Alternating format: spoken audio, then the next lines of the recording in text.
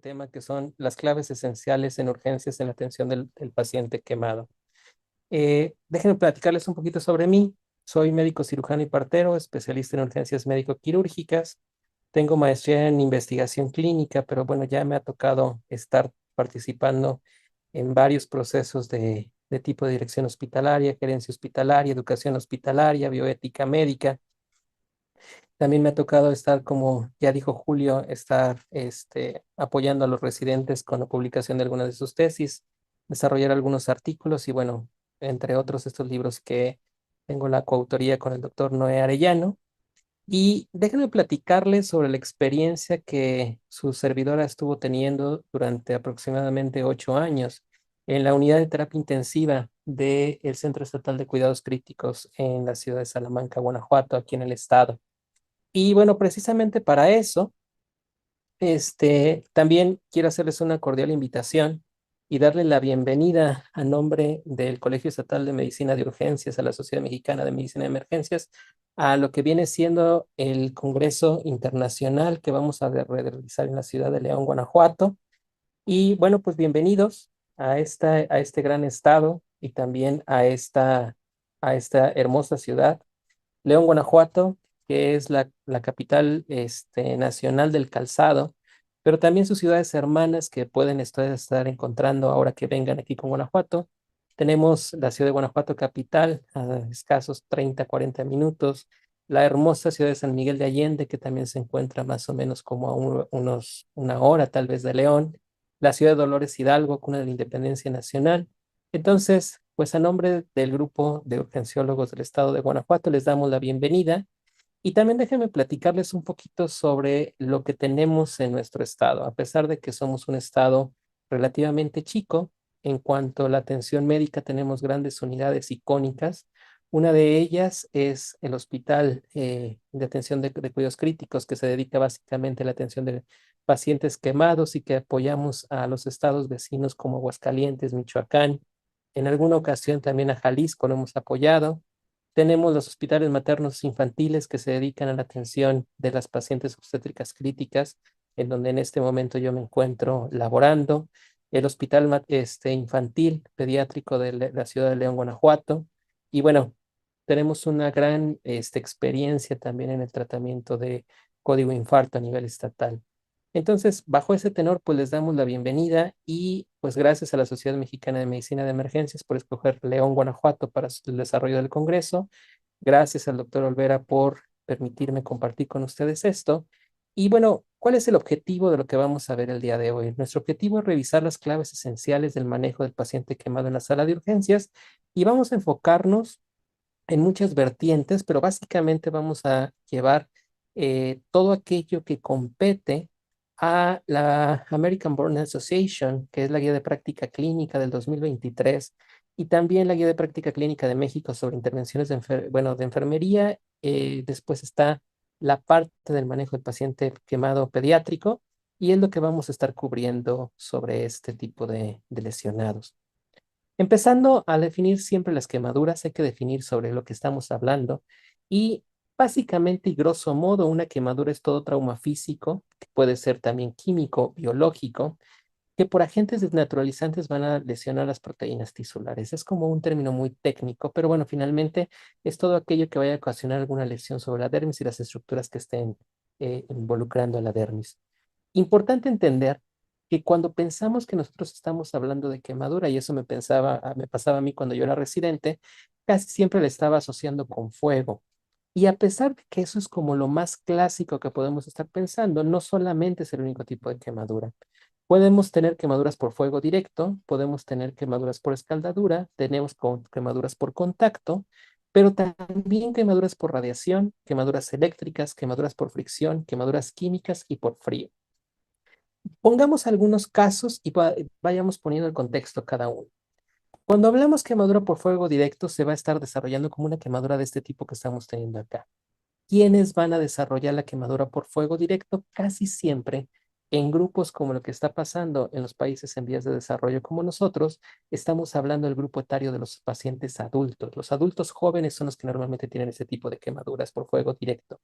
No así pasa con con las quemaduras con escaldadura. ¿Cuáles son las de escaldadura? Aquellas que van a estar desarrolladas por líquidos calientes.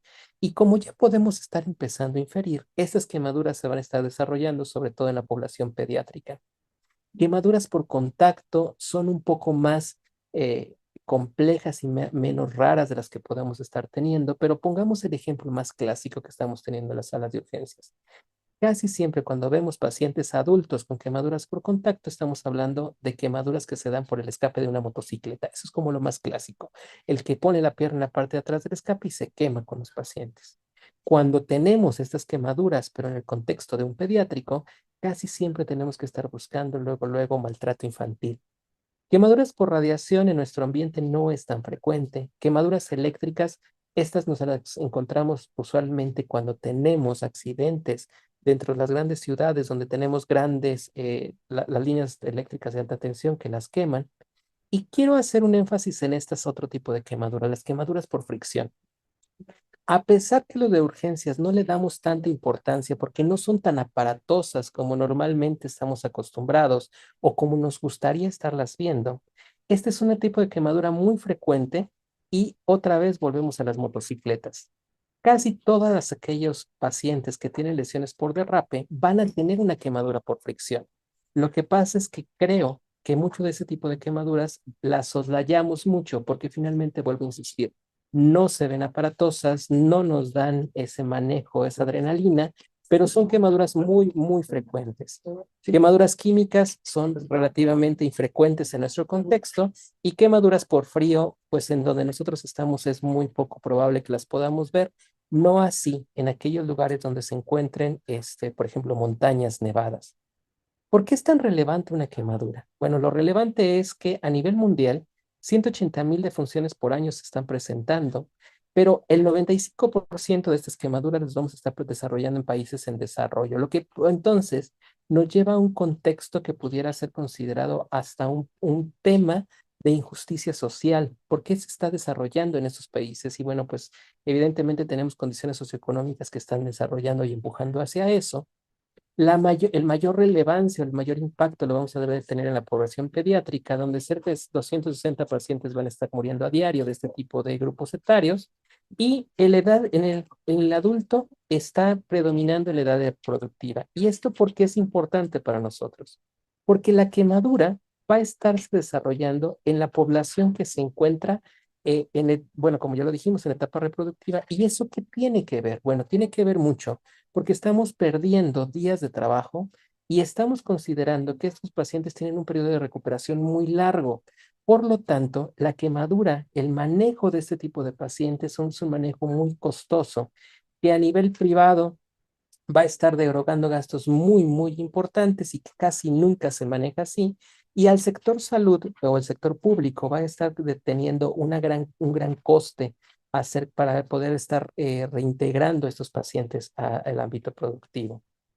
Bueno, si hablamos de quemaduras, básicamente tenemos que tener siempre una clasificación para poder estar empezándolas a tratar. Y la clasificación básicamente la vamos a derivar de dos grandes cosas, tanto de la profundidad como de la extensión.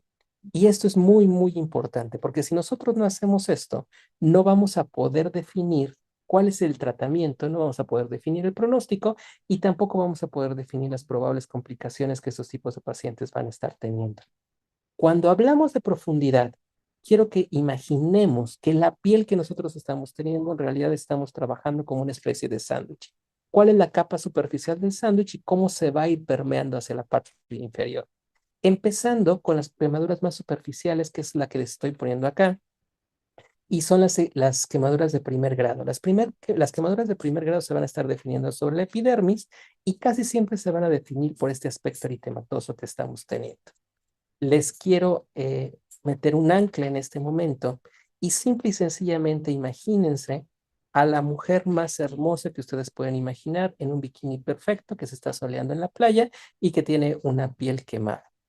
Y para que no digan que soy misógino, ahora imagínense al galán que ustedes quieran en un mini traje de baño que también se encuentra como quemaduras en la playa. Ese aspecto de lo que podemos ver en nuestras playas de Cancún o en las playas de Puerto Vallarta, en donde vienen los americanos y los europeos y los vemos rojos, rojos, rojos como camarón, esa es la definición de una quemadura de primer grado. Y que a pesar de que se pueda ver muy aparatoso, porque luego lo vamos a complicar con la extensión, está muy, muy, muy a flor de piel. Imagínense otra vez ese supermodelo que se encuentra con un mini traje de baño que se está quemando cerca del 99% de la superficie corporal quemada. A pesar de que tiene toda esa superficie corporal quemada, la realidad es que es una quemadura que no nos va a complicar tanto en cuanto al manejo del paciente. Ya sé que algunos muy puritanos me podrían decir que se puede complicar con un choque de calor, pero bueno, hablando pura y exclusivamente de la quemadura, no es tan complicada.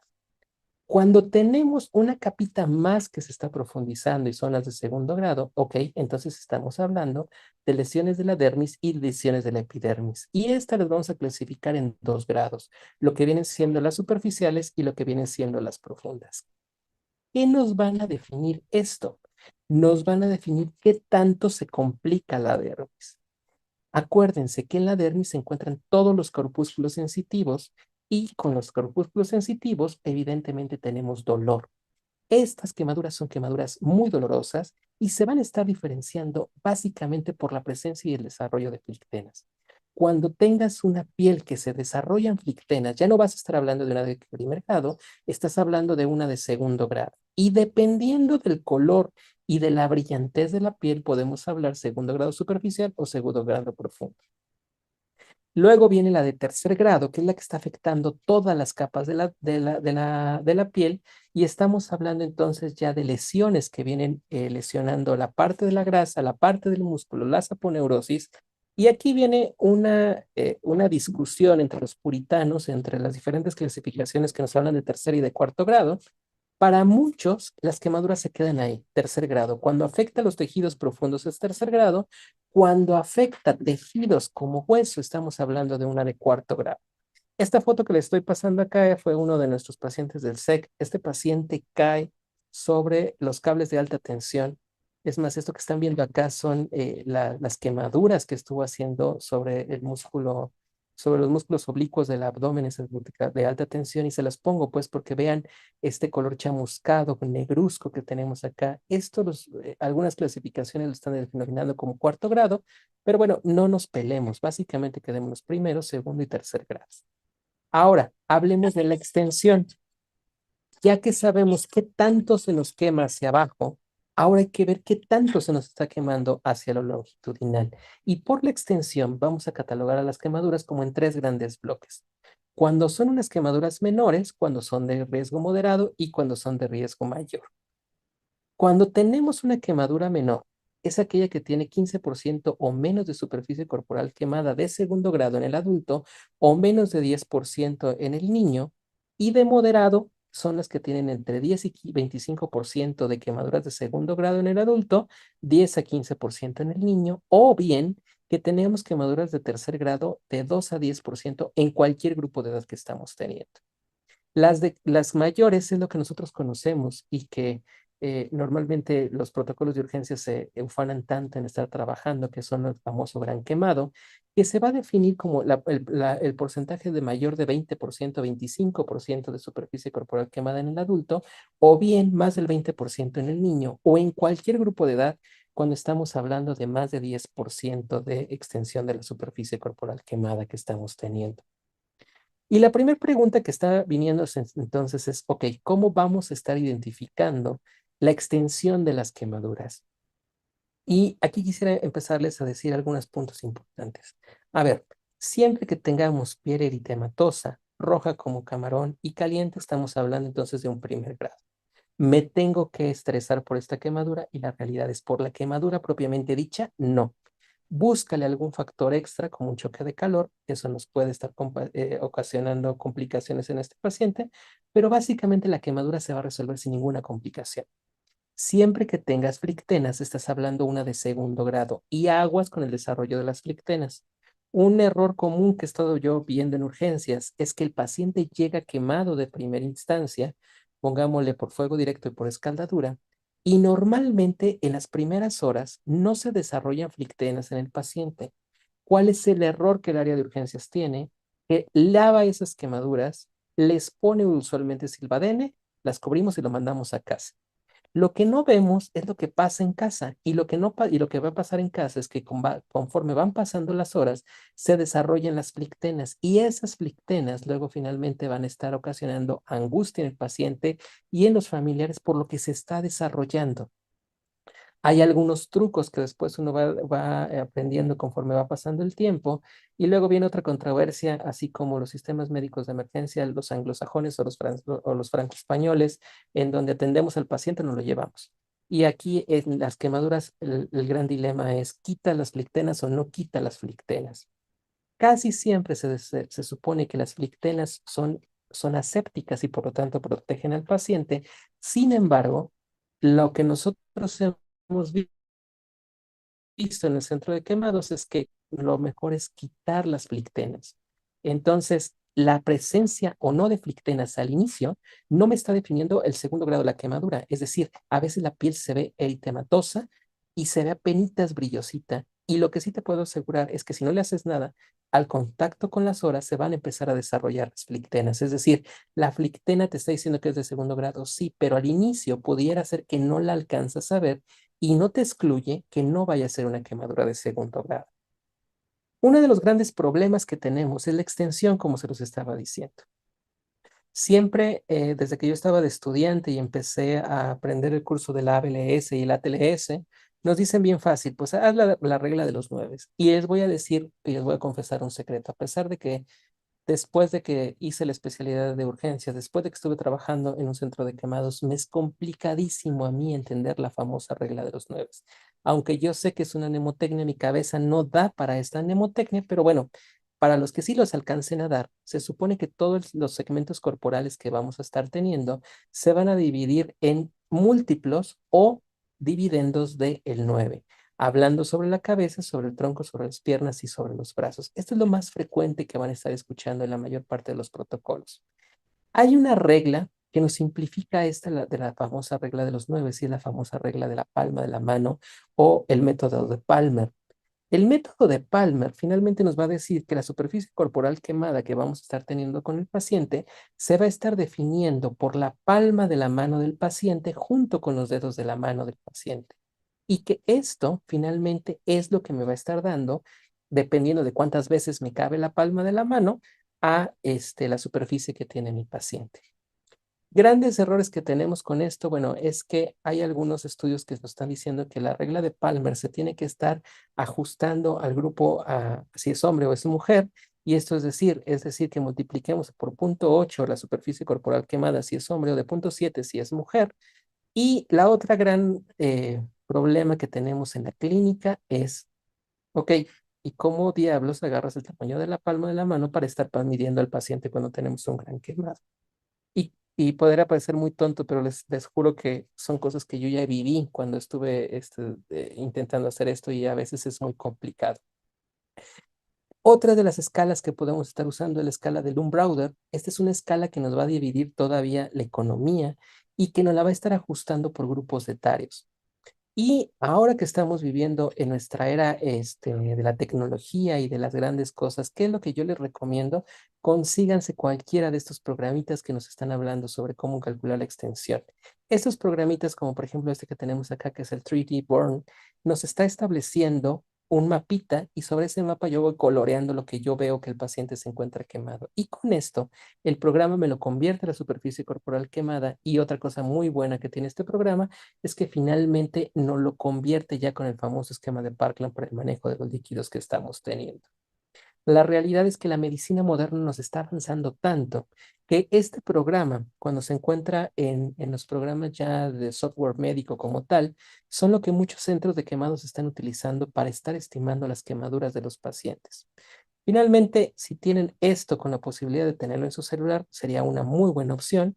Si no es así, lo que yo les recomiendo cuando tenemos medicina prehospitalaria y el enlace con la medicina hospitalaria, en especial con el área de urgencias, establezcamos una definición rápida de la extensión. ¿Y quién me lo va a establecer? Evidentemente, la famosa regla de los nuevos. Y ahí sí tengo que decirlo, tengan siempre este esquemita de la regla de los nueves, en donde puedan ustedes establecer en grosso modo cuál es la extensión que tiene mi paciente y sobre esa definición empiecen a dar el tratamiento que vamos a necesitar.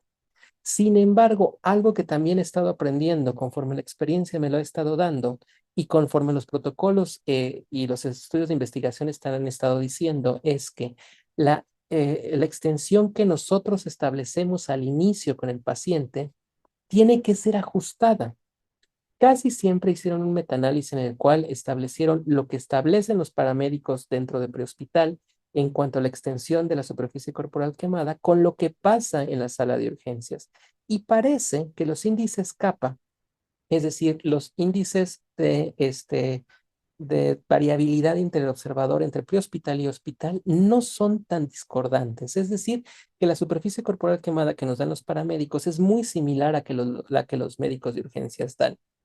¿Por qué? Porque lo estamos estableciendo casi siempre en base a la regla de los 9. Lo que les recomiendo es, entonces, cuando llegue el paciente quemado y hagamos nuestra evaluación primaria, establezcamos esto bajo la regla de los 9, pero ya cuando ustedes brinquen hacia la revisión terciaria, vuelvan a valorar la extensión que tiene mi paciente, pero ya no con la regla de los 9.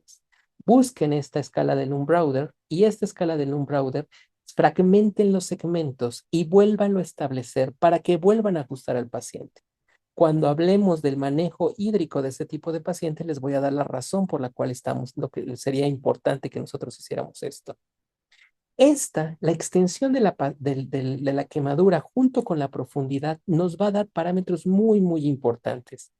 ¿A quiénes les vamos a empezar a dar manejo de quemaduras como tal? A las quemaduras que tengan una extensión moderada, las que estemos arriba del 25% de segundo grado o de 15% en los niños. Pero tenemos que convertirnos muy intensivos cuando estemos hablando de los pacientes gran quemados.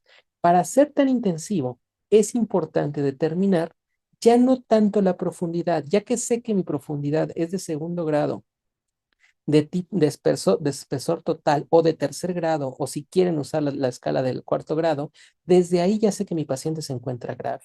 La extensión es lo que me va a dar la pieza para estar empezando el manejo de los diferentes parámetros que vamos a estar viendo. Por eso es tan importante qué tanto valoramos mi extensión. Cuando yo hago esto, les vuelvo a decir, hágalo como en dos grandes momentos. El momento de la revisión primaria, que es cuando tienen que empezar la reanimación, pero vuelvan a revisarlo cuando lleguemos a evaluación terciaria. Algo que los estudios nos han dicho una y otra vez. Usualmente tenemos errores al subestimar o sobreestimar la extensión del paciente. Si yo subestimo la extensión, entonces todo mi proceso de reanimación va a ir para abajo. Pero si yo la sobreestimo, entonces voy a tener una gran cantidad de líquidos que finalmente me va a causar un gran problema en la reanimación del paciente. Otra cosa, la quemadura es dinámica. Acuérdense y piensen esto. Un paciente se está quemando. Al momento que se quema el paciente, es como, vamos a ponerles otro ejemplo muy burdo, y hagan de cuenta que ustedes están asando un bistec. Y entonces ustedes tienen un bistec que lo quieren tener término medio, término tres cuartos o bien cocido. ¿Qué pasaría si un bistec que ustedes quieren en término medio lo dejan sobre la parrilla donde se está basando, a pesar de que ya no tenga fuego prendido? Seguramente cuando llegue a tu plato ya no vas a tener un bistec de tres cuartos, de término medio, sino probablemente lo vas a tener de un tres cuartos. ¿Esto qué significa? A pesar de que el paciente ya no se encuentre directamente sobre el foco de calor, no significa que la quemadura no haya terminado. Y tampoco implica que el manejo inadecuado pueda hacer que una quemadura se profundice o se extienda. Esto es algo que se ve mucho en las salas de manejo del paciente quemado. Un paciente que llega con una extensión determinada y que el manejo mal dado o la valoración innecesaria, cuando nosotros lo volvemos a revisar a las 12 horas, 24 horas, la extensión cambia. Y si la extensión cambia, entonces la reanimación cambia. Algo importante, los médicos tenemos el gran error de que no queremos desescalar nuestro manejo. Y eso ya lo han visto últimamente mucho cuando están hablando del manejo de líquidos. A los médicos les cuesta mucho desescalar, por ejemplo, antibióticos. En la praxis cotidiana no le quitemos quitar el antibiótico porque nos da miedo bajar el antibiótico, nos da miedo bajarle los líquidos. Y en este caso, También nos da miedo el manejo de la reanimación con este tipo de pacientes. La reanimación se tiene que ajustar dependiendo de cómo se vayan dando las extensiones de la quemadura que estamos teniendo. Cuando nosotros tenemos un paciente en urgencias, ¿qué podemos hacer con ese paciente en urgencias, con el paciente gran quemado? Bueno, número uno, que el paciente sea de manejo ambulatorio y esto significa que el paciente se va a ir a su casa sin ninguna complicación. Si tenemos un porcentaje de extensión entre el 10 y el 15%, ¿a dónde voy a mandar ese paciente? ¿Sería bueno mandarlo a casa? Creo que no podría ser así. Creo que este paciente se tiene que quedar hospitalizado. ¿Y a dónde lo voy a derivar? Bueno, pues normalmente a piso del servicio que estén manejando las quemaduras, porque en México he encontrado cosas tan inverosímiles como que los maneja plástica, como que los maneja cirugía y que los maneja traumatología. No sé, dependiendo de cada hospital, cómo esté esa definición. Y también aquí, fíjense esto, cualquier paciente que tenga una quemadura de extensión de la que sea, pero que tenga entre 1 y 7 días de quemadura sin manejo quirúrgico, ese paciente se tiene que quedar hospitalizado, ¿eh? Porque acordémonos algo, nosotros no somos tan fácil, no somos tan, no estamos capacitados como para ver qué pasa con una quemadura como la de la moto que les estoy diciendo, pero ese paciente hay que hacerle debridaciones para que la piel se pueda regenerar, si no, no se va a regenerar. ¿Qué pasa cuando nosotros tenemos un paciente gran quemado? Y es decir, cuando tenemos arriba del 20% o 25% de superficie corporal quemada, bueno, ese paciente no debería de ir a ningún piso. Ese paciente debería ir a la terapia intensiva. Lo mismo aplica cuando tenemos más de 10% de superficie corporal quemada y cuando tenemos quemaduras en áreas especiales. Acordémonos que áreas especiales se van a estar considerando las quemaduras que se encuentran en cara, las que se encuentran en palmas, las que se encuentran en genitales y en plantas de los pies. ¿Quiénes más son de alto riesgo? Quemaduras de rayo. Y parece ser que la quemadura de rayo lo más grave que puede ser es que te conviertas en chamán. No, no se creen. Pero sí saben eso, que en la medicina prehispánica, aquellos que recibían un rayo y salían de eso se convertían en los elegidos y en los chamanes. Pero bueno, en el contexto médico, todas las pacientes que se encuentren con quemadura de rayos deben de ser ingresados a la terapia intensiva porque está implicando una gran fuerza que está pasando a través del cuerpo y siempre que tengamos quemadura con politrauma o quemadura con patología como insuficiencia cardíaca, insuficiencia renal, insuficiencia hepática, cáncer o embarazadas, deben de estar manejándose dentro de las áreas de terapia intensiva. Algo que no queremos ver los de urgencias porque se nos hace muy poca cosa es, ok, y el paciente que se encuentra ambulatorio, ¿qué le voy a hacer? Ese que lo ve el interno y no necesariamente lo tiene que ver el interno. Punto importante, ¿cómo vas a manejar esa quemadura? A pesar, esta es una quemadura por fricción, de las cuales hemos visto mucho en la sala de urgencias. Esta parte de la piel se encuentra muy limpia, pero esta, muchachos, va a desarrollar al rato una escara. Cuando tengan ustedes una herida por quemadura, piensen en algo. Tenemos que tener, o nuestras metas de manejo, aunque sean ambulatorias, son que la quemadura se encuentre limpia, que se encuentre limpiándose en forma continua, y eso es debridamiento, y que le podamos ofrecer una cobertura. Casi por default, todos nos han enseñado o tradicionalmente entendemos que una quemadura es igual a silvadene o el argentafil. Y la realidad es que el argentafil y el silvadene no son las mejores opciones para estar con el manejo. Necesitamos darle algo que pueda cubrir la quemadura, que permita que se humedezca la quemadura, para que con esas dos grandes consideraciones, que se cubra y que se humedezca, favorezca el proceso de la cicatrización. Si yo uso medicamentos tipo argentafil y tipo furacin, me van a dar una cobertura y me van a dar una protección bacteriostática, pero no me van a estar dando la de la cicatrización y la limitación de los daños. A diferencia, por ejemplo, si usamos estas dos sustancias, que es el neosporin y lo que viene siendo el Anacep, estos son muy buenas sustancias que nos van a permitir cubrir la quemadura, permitirnos dar también un efecto bacteriostático. La gran ventaja es que no nos mancha la piel y nos va a permitir estar revalorando en forma continua, a diferencia del furacil y del argentafil.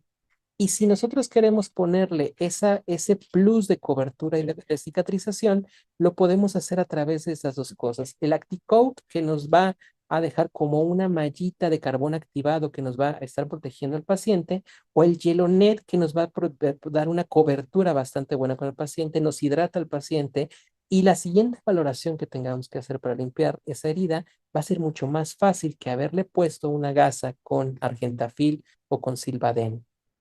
Pero bueno, lo que nos gusta a nosotros es la adrenalina, y entonces vamos a estar hablando del paciente gran quemado y las claves de ascenso. Si nosotros quisiéramos resumir el manejo completo del paciente quemado, básicamente lo podemos definir en esta línea del tiempo. Vamos a tener un paciente que se quema en este momento, que es el momento cero, la interacción con el servicio médico de emergencias, la interacción con el servicio de urgencias. Aquí vamos a escalarlo con el otro bloque de medicina de urgencias, que es la medicina intensiva, y finalmente la medicina de rehabilitación. En una secuencia temporal, ¿quién nos toca y qué le toca hacer a cada uno? Pues evidentemente el sistema médico de emergencias va a tener en teoría los primeros 20 minutos de atención, que acordémonos que cuando estamos hablando de la estrella de la vida, esto se va a estar llamando los 20 minutos platino. Y para irnos así de románticos con los prehospitalarios, vámonos ahora con la famosa hora dorada del sistema médico de urgencias, en donde nos va a estar entrando esta hora dorada, pero pensando que nuestro paciente queda con nosotros 8 horas, entonces empezamos dentro de este proceso de estabilización. Cuando el paciente termina su estancia en urgencias de 8 horas y se va hacia la continuación a terapia intensiva, estamos hablando ya del proceso de estabilización, y la terapia intensiva sigue en esta estabilización hasta que finalmente termina en un proceso de reincorporación a la vida.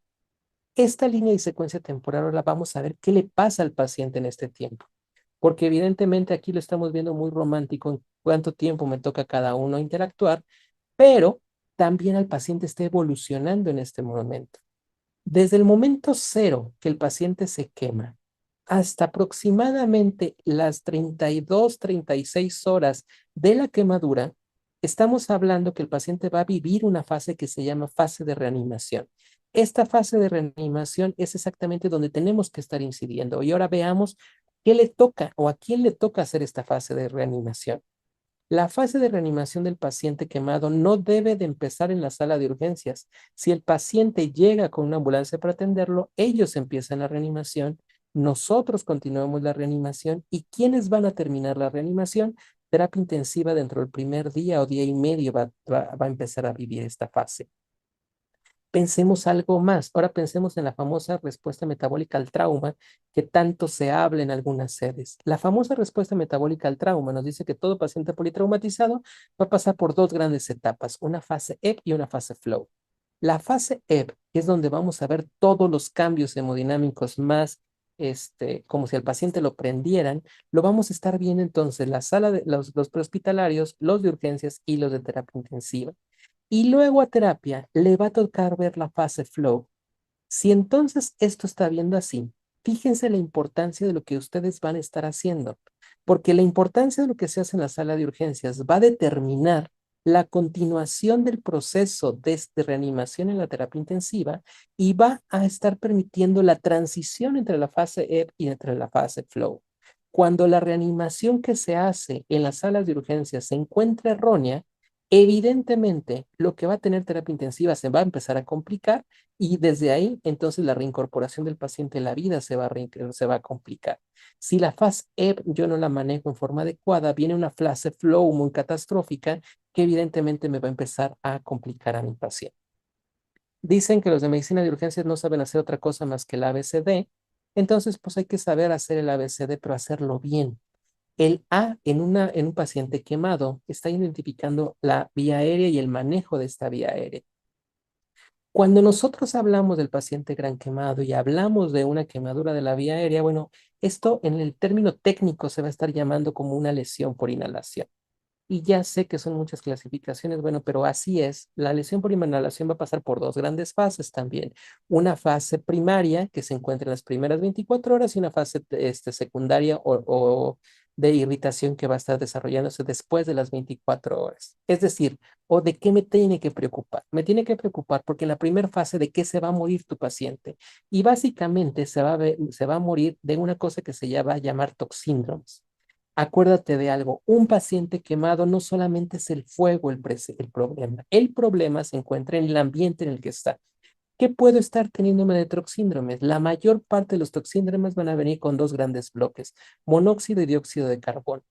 Sin embargo, si tienes una quemadura en un ambiente que tengas muchos químicos o una quemadura en fábricas, entonces se está pensando también en intoxicación por cianuro. Son tus tres toxíndromes que tienes que estar considerando.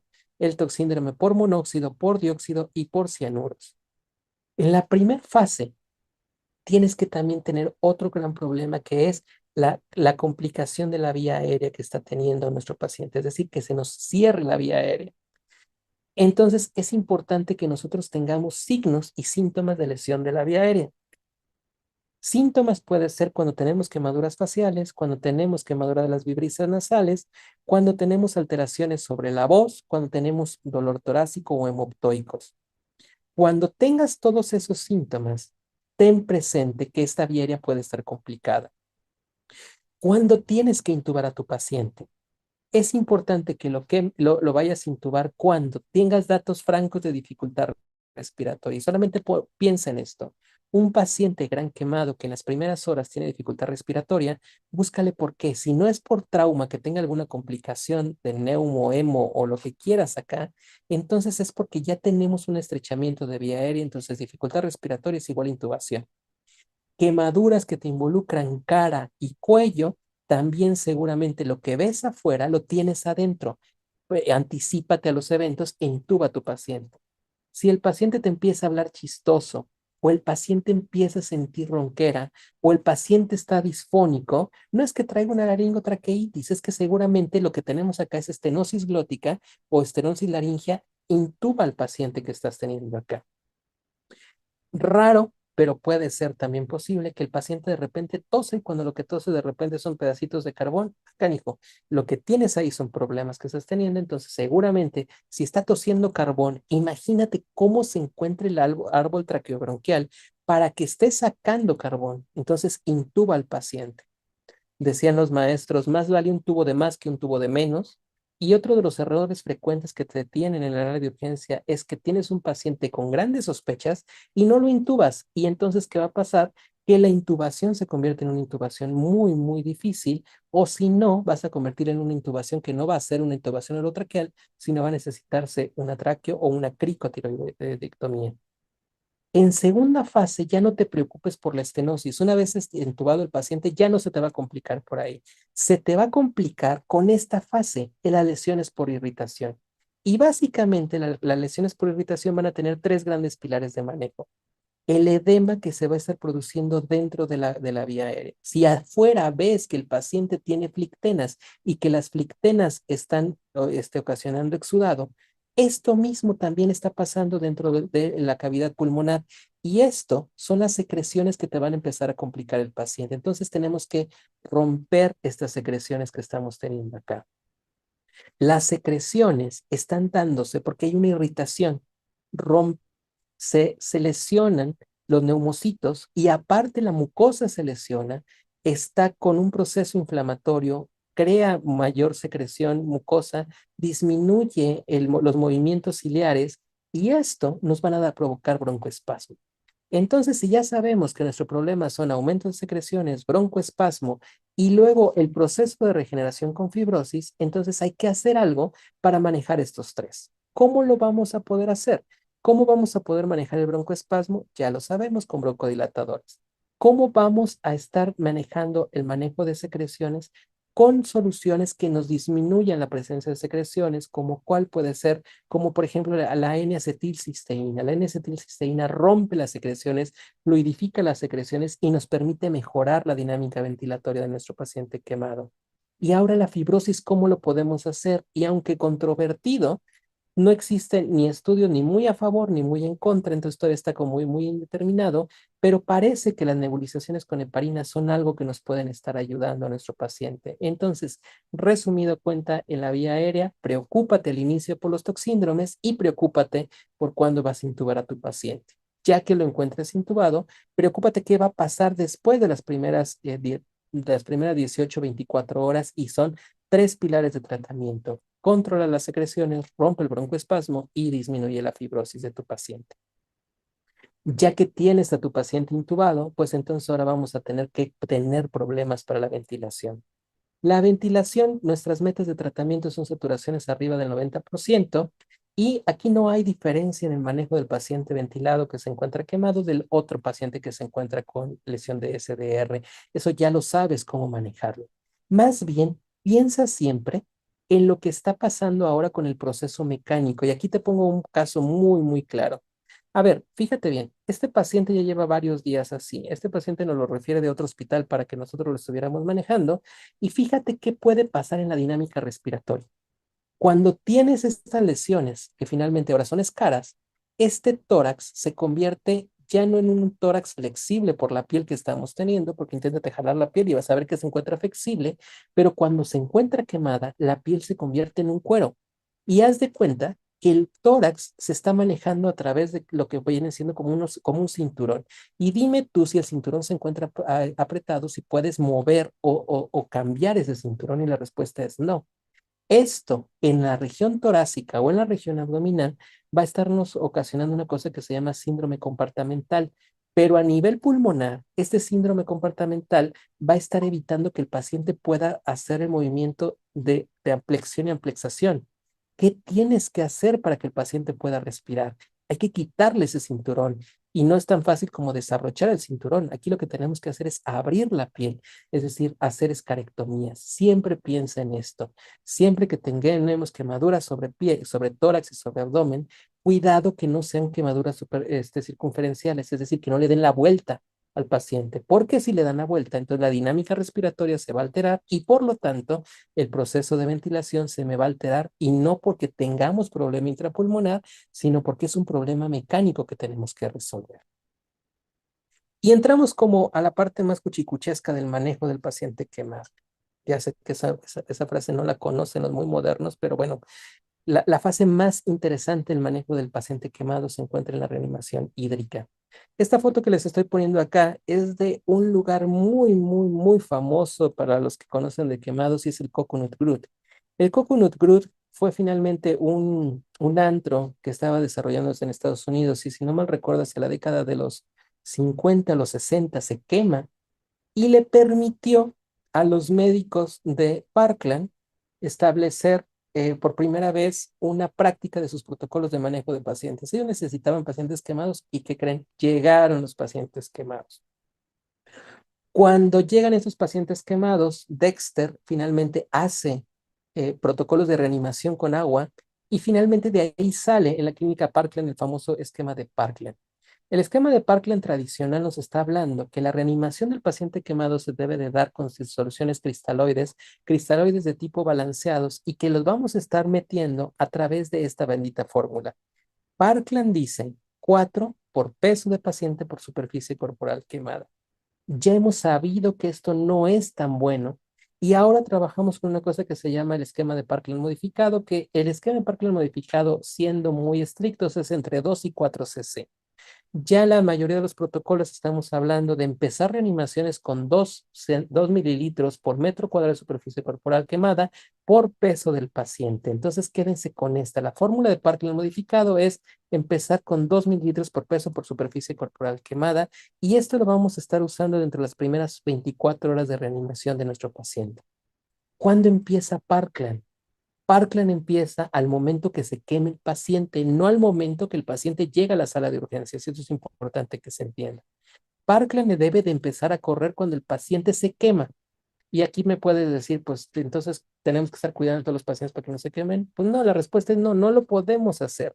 Pero sí debemos de estar contemplando tiempos, porque ese es el tiempo en el que yo tengo para actuar. Es decir, si el paciente se quemó hace una hora y llega conmigo una hora después, yo no tengo 8 horas para reanimar al paciente, tengo 7.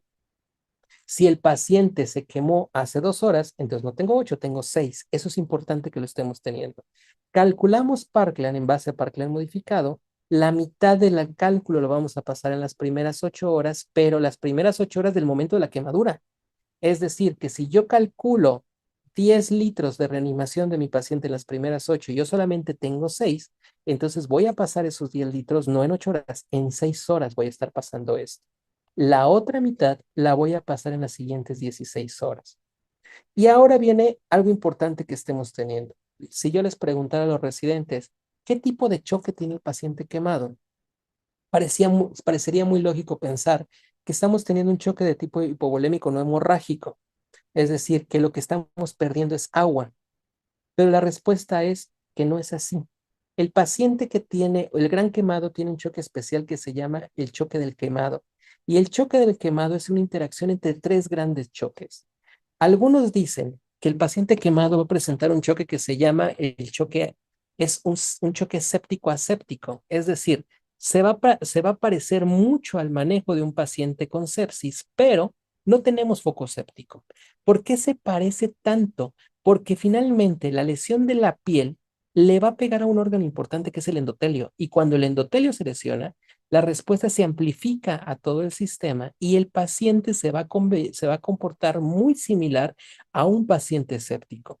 Este choque del quemado, entonces, es importante que entiendas que tiene un gran componente de hipovolemia, pero también un gran componente de vasodilatación y otro gran componente cardíaco, que algunos de los más viejos pueden decir, este era el famoso factor depresor del miocardio, que en realidad no es como tal, no existe una sustancia pirógena endógena, como decían los primeros padres de la medicina cuando andaban sobre la fiebre que nos deprime el miocardio. No, no es así, es la combinación que me va a deprimir el miocardio. Es decir, el choque del quemado, efectivamente, lo voy a manejar mucho como un choque hipovolémico a través de Parkinson modificado, pero cuando yo tenga ya los suficientes líquidos para reanimar al paciente y no se pueda recibir, entonces ahora voy a buscar y tratar el siguiente componente que es el de vasodilatación. Y con este voy a empezar a usar el manejo de aminas. Y cuando tenga una depresión del miocardio, entonces entiendo el compromiso cardíaco y le voy a meter un inotropo. Es decir, el choque del quemado se debe de manejar. La piedra angular es agua, pero nunca te olvides de vasopresores y de inotropos para tu manejo. ¿Para qué vas a reanimar el paciente? Ten siempre en cuenta estas tres metas. Preserva la función tisular, minimiza la isquemia y sobre todo reduce la respuesta inflamatoria, porque si no rompes esta respuesta inflamatoria, esta cadena se va a estar exacerbando y la paciente le va a ir peor. Si tú lo reanimas poco, ¿qué va a pasar? Pues esto ya lo sabemos. Reanimación deficiente igual a hipoxia tisular, igual a acidosis metabólica, igual a choque, igual a falla renal, igual a muerte. Pero lo que no vemos, y eso les estaba diciendo hace ratito cuando les hablaba de la extensión que tiene el paciente, es qué pasa cuando yo sobre reanimo al paciente.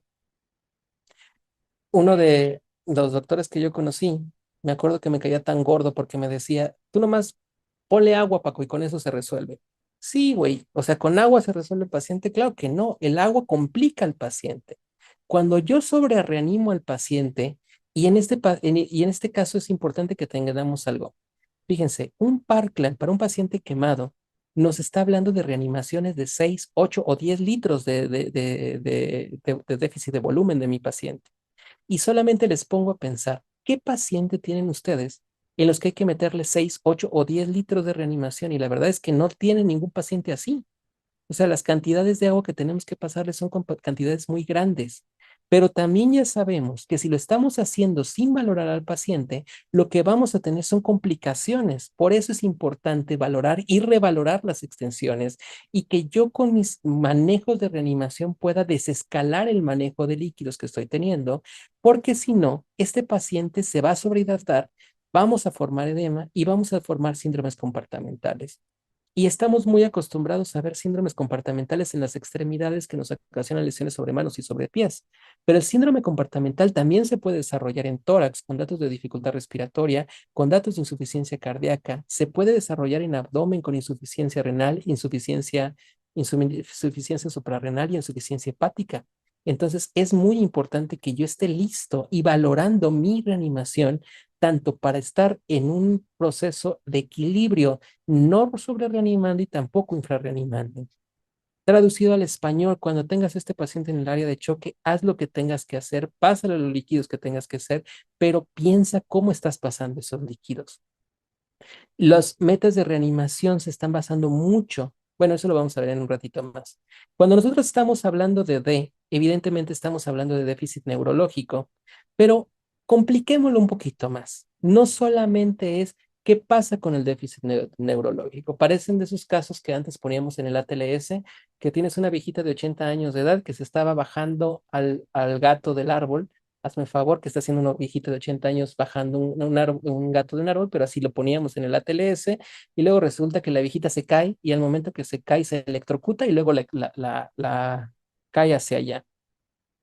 ¿Puede ser posible? Sí, sí puede ser posible. Y eso que te estoy diciendo, todo paciente quemado es un paciente politraumatizado.